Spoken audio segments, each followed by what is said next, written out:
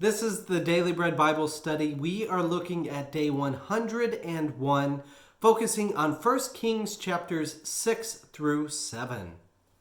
Now it's a shorter section for today. We see in 1 Kings 6:1, in the 480th year after the Israelites came out of the land of Egypt, in the 4th year of Solomon's reign over Israel, in the month of Ziv, which is the second month, he began to build the house of the Lord. We see an update in verse 11. Now the word of the Lord came to Solomon concerning this house that you are building. If you will walk in my statutes, obey my ordinances, and keep all of my commandments by walking in them, then I will establish my promise with you, which I made to your father David.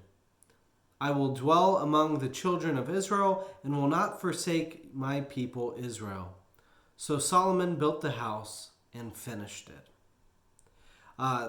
There is the phrase, no hammer is heard in the temple, and this idea that it is a special place, and a lot of things will be pre-assembled, I guess. I'm not exactly sure what that means.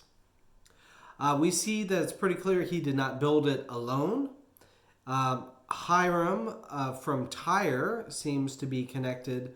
Maybe that's King Hiram.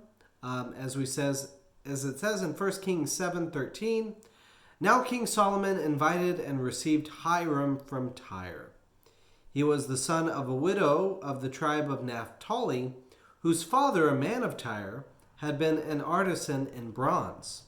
He was full of skill, intelligence, and knowledge in working bronze.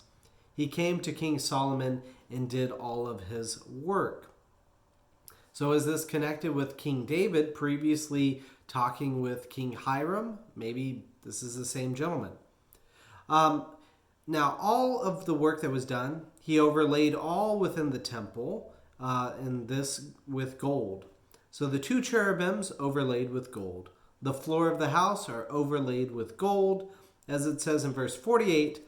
So Solomon made all the vessels that were in the house of the Lord, the golden altar, the golden table for the bread of the presence, the lampstands of pure gold, 5 on the south side and 5 on the north, in front of the inner sanctuary, the flowers, the lamps, the tongues of gold, the cups, snuffers, basins, dishes for incense, and fire pans of pure gold, the sockets for the doors of the innermost part of the house, the most holy place, and for the doors of the nave of the temple of gold. That's a lot of gold that has been used.